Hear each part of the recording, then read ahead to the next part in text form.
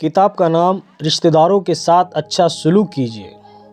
Justice مولانا محمد تقی عثمانی صاحب۔ صلہ رحمی کی تاکید۔ حضرت ابو ہریرہ رضی اللہ عنہ فرماتے ہیں کہ نبی کریم سرور دو عالم صلی اللہ علیہ وسلم نے ارشاد فرمایا، جب اللہ تبارک و تعالیٰ نے مخلوق کو پیدا فرمایا تو اس سے فراغت کے بعد قرابت داری اور رشتہ داری کھڑی ہو گئی۔ دوسری روایت میں آتا ہے کہ اللہ تعالیٰ کے عرش کا پایہ پکڑ کر کھڑی ہو گئی۔ اب سوال یہ ہے کہ قرابت داری اور رشتہ داری کس طرح کھڑی ہو گئی؟ یہ وہ بات ہے جس کو اللہ اور اللہ کے رسول ہی جان سکتے ہیں، ہم اس کی کیفیت نہیں بتلا سکتے، اس لیے کہ قرابت داری کوئی ایسی چیز نہیں جس کا جسم ہو، لیکن کبھی کبھی اللہ تعالیٰ ایسی چیزوں کو جو جسم نہیں رکھتی ہے آخرت اور ملائے اعلیٰ میں جسم عطا فرما دیتے ہیں۔ بہرحال وہ رشتہ داری کھڑی ہو گئی اور عرض کیا کہ یا اللہ، یہ ایسی جگہ ہے جہاں پر میں اپنے حق کے پامال یعنی برباد ہونے کی پناہ مانگتی ہوں، یعنی دنیا میں لوگ میرے حقوق کو پامال کریں گے، اس سے میں پناہ چاہتی ہوں کہ کوئی میرے حق کو پامال نہ کرے۔ جواب میں اللہ تعالیٰ نے فرمایا، کیا تم اس بات پر راضی نہیں ہو کہ میں یہ اعلان کروں کہ جو شخص تمہارے حقوق کو ضائع کرے گا تو میں اس کو سزا دوں گا اور اس کے حقوق کو ادا نہیں کروں گا؟ جواب میں رشتہ داری نے کہا، اللہ، میں اس پر راضی ہوں۔ اللہ تعالیٰ نے فرمایا، میں تمہیں یہ مقام اور درجہ دیتا ہوں اور یہ اعلان کرتا ہوں، جو شخص رشتہ داری کے حقوق کا خیال رکھے گا اور رشتہ داروں کے ساتھ اچھا سلوک کرے گا تو میں بھی ان کے ساتھ اچھا سلوک کروں گا، اور جو شخص رشتہ داروں کے حقوق کو پامال کرے گا میں بھی اس کے حقوق کا خیال نہیں رکھوں گا۔ یہ واقعہ اور حدیث بیان کرنے کے بعد حضور اقدس صلی اللہ علیہ وسلم نے فرمایا، اگر چاہو تو قرآن کریم کی یہ آیت پڑھ لو جس میں اللہ تعالیٰ نے انسانوں سے خطاب کرتے ہوئے فرمایا، کیا ایسا ہے کہ تم زمین کے اندر فساد مچاؤ اور رشتہ داریوں کے حقوق کو ضائع کرو؟ یہ وہ لوگ ہیں جن پر اللہ تعالیٰ نے لعنت فرمائی ہے اور ان کو بہرا اور اندھا بنا دیا ہے۔ قطع رحمی کرنے والے کے لیے اللہ تعالیٰ نے اتنی سخت وعید ارشاد فرمائی۔ یہ حدیث در حقیقت ان تمام آیت قرآنی کی تفسیر ہے جن میں بار بار اللہ تعالیٰ نے رشتہ داروں کے حقوق کا خیال رکھنے کا حکم دیا ہے کہ قرابت داروں کے ساتھ اچھا سلوک کرو۔ چنانچہ خطبہ نکاح کے موقع پر حضور اقدس صلی اللہ علیہ وسلم قرآن کریم کی یہ آیت تلاوت کرتے تھے، یعنی اس اللہ سے ڈرو جس کے نام کا واسطہ دے کر تم ایک دوسروں سے اپنے حقوق مانگتے ہو، اور رشتہ داریوں کے حقوق پامال کرنے سے ڈرو۔ چنانچہ جب کوئی شخص دوسرے سے اپنا حق مانگتا ہے تو اللہ تعالیٰ کا واسطہ دے کر مانگتا ہے کہ اللہ کے واسطے میرا ہی یہ حق دے دو۔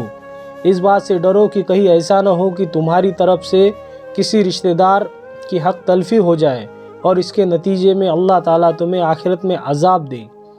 قرآن کریم اور حضور اقدس صلی اللہ علیہ وسلم کی حدیث رشتہ داریوں کے حقوق صحیح طور پر ادا کرنے کے بیان سے اور اس کی تاکید سے بھری ہوئی ہے۔ بات دراصل یہ ہے کہ شریعت حقوق کی ادائیگی کا دوسرا نام ہے۔ شریعت میں اللہ کا حق ادا کرنا یا اللہ کے بندوں کا حق ادا کرنا، پھر اللہ کے بندوں میں بھی مختلف لوگوں کے مختلف حقوق ہیں، جیسے ماں باپ کے حقوق، اولاد کے حقوق، بیوی کے حقوق، شوہر کے حقوق، رشتہ داروں کے حقوق، پڑوسیوں کے حقوق، ہم سفروں کے حقوق۔ اس طرح پوری شریعت حقوق سے نام ہے۔ ان حقوق میں سے کسی ایک کا بھی حق ادائیگی سے رہ جائے تو شریعت پر عمل ناقص ہے اور اس کا دین ناقص ہے۔ اگر کسی نے اللہ تعالیٰ کا حق تو ادا کر دیا لیکن اللہ کے بندوں کا حق ادا نہ کیا تو دین کامل نہ ہوا اور دین پر عمل ادھورا رہ گیا۔ ان میں سے اللہ تعالیٰ نے خاص طور پر رشتہ داروں کے حقوق بھی رکھے ہیں۔ یوں اگر دیکھا جائے تو سارے ابن آدم اور سارے انسان آپس میں رشتہ دار ہیں، جیسا کہ حضور اقدس صلی اللہ علیہ وسلم نے حدیث میں بھی اس کا ذکر فرمایا ہے، کیونکہ تمام انسانوں کے باپ ایک ہیں، یعنی حضرت آدم علیہ السلام، جن سے ہم سب پیدا ہوئے ہیں۔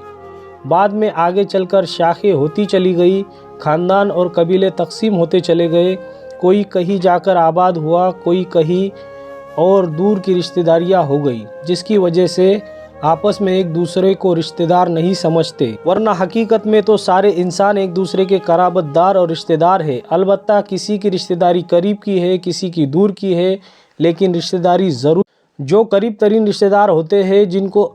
اصل میں رشتہ دار سمجھا جاتا ہے، جیسے بھائی، بہن، چچا، تایا، بیوی، شوہر، خالہ، ماموں، باپ اور ماں، ان رشتہ داروں کے کچھ خاص حقوق اللہ تعالیٰ نے مقرر فرما دیے ہیں، اور ان حقوق کی بڑی وجہ یہ بھی ہے کہ اگر ان رشتہ داروں کے حقوق صحیح طور پر ادا کیے جائے تو اس کے نتیجے میں زندگی امن والی اور پرسکون ہو جاتی ہے۔ یہ لڑائی اور یہ جھگڑے اور یہ نفرتیں اور عداوتیں، یہ مقدمے بازیاں، یہ سب ان حقوق کو پامال کرنے کا نتیجہ ہوتی ہے۔ اگر ہر شخص اپنے اپنے رشتہ داروں کے حقوق ادا کرے تو پھر کبھی کوئی جھگڑا، کوئی لڑائی نہ ہو، کبھی مقدمہ بازی کی نوبت نہ آئے۔ اس لیے اللہ تعالیٰ نے خاص طور پر یہ حکم دیا کہ اگر تم ان حقوق کو ادا کرو گے تو تمہاری زندگی پرسکون ہوگی۔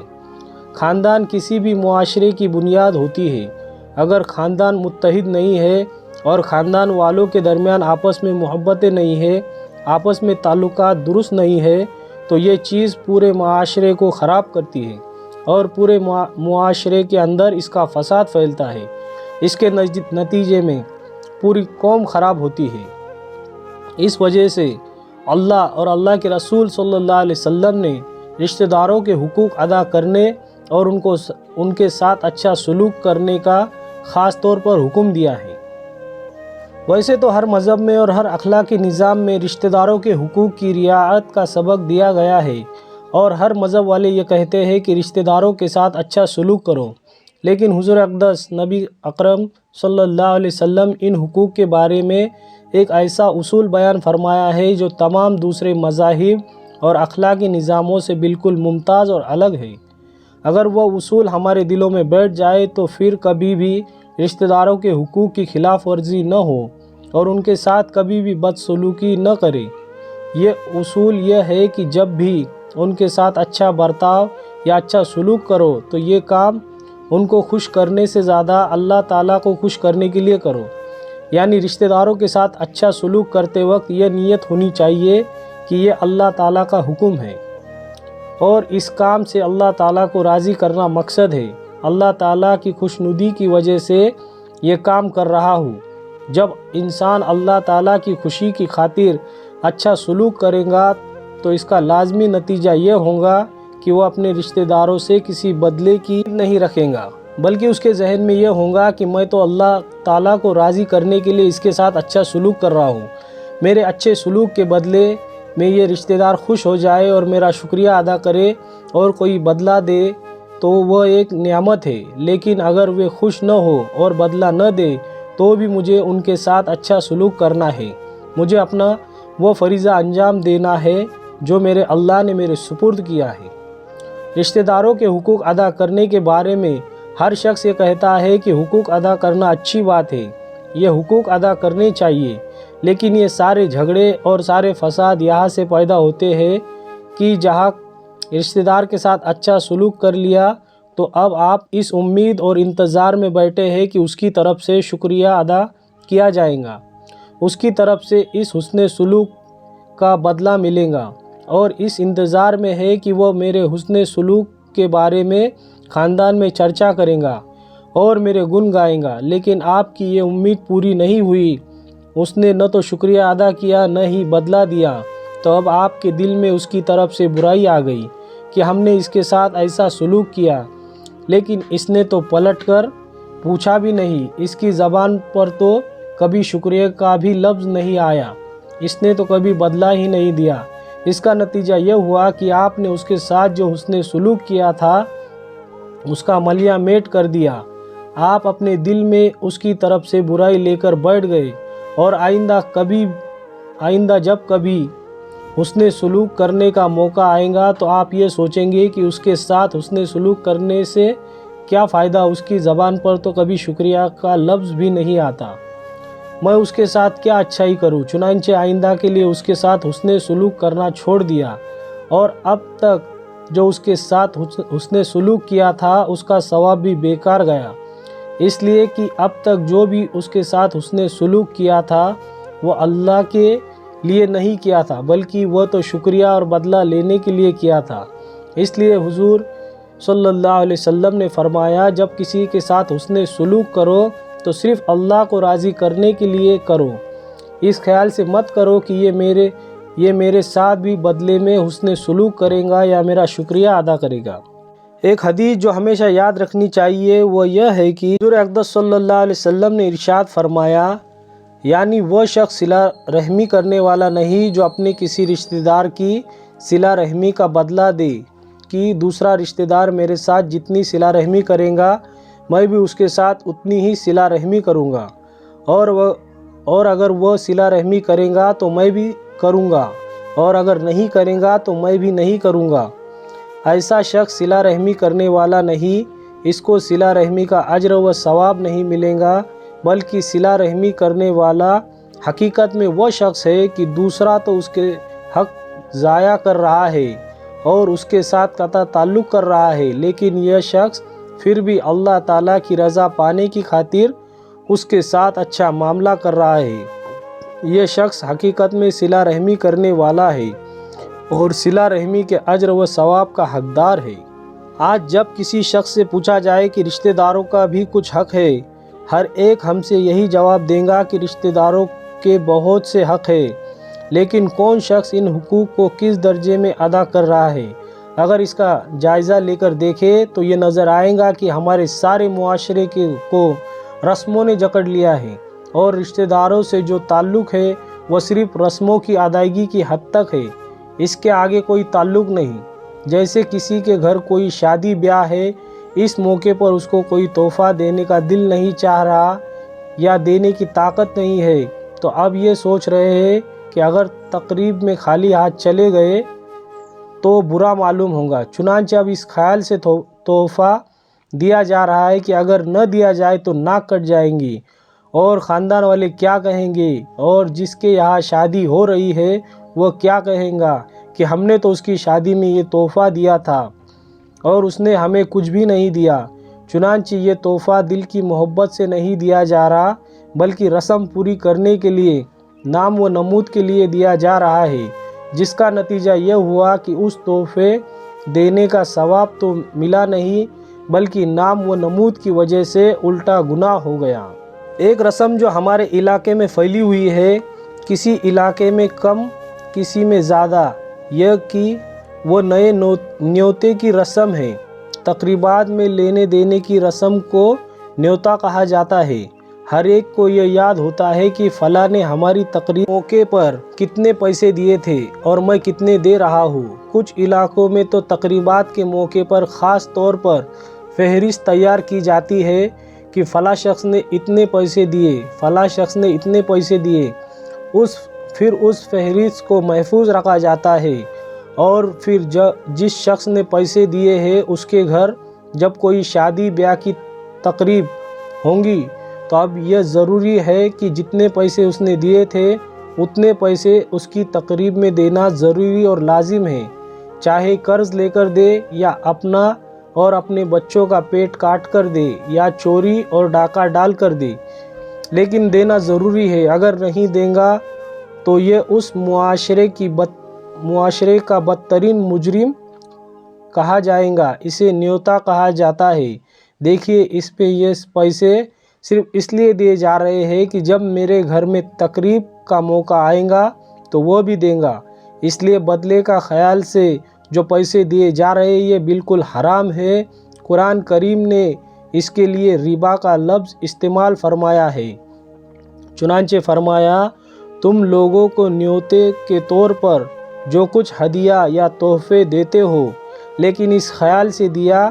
کہ یا تو وہ میری تقریب پر اتنا ہی دے گا یا اس سے زیادہ دے گا تاکہ اس سے مال کے اندر اضافہ ہو، تو یاد رکھو اللہ تعالیٰ کے نزدیک اس میں کوئی اضافہ نہیں ہوگا، اور جو زکوٰۃ یا صدقہ تم اللہ کی رضامندی کی نیت سے دیتے ہو تو اللہ تعالیٰ ایسے لوگوں کے مال میں چند در چند اضافہ فرماتے ہیں۔